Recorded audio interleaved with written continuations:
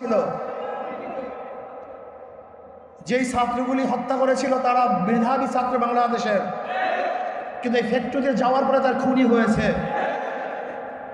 আজকে হাজারো মেধাবীরা এই আওয়ামী লীগ বিএনপি করার কারণে ওরা ধর্ষক হয়েছে, ওরা চাঁদাবাজ হয়েছে।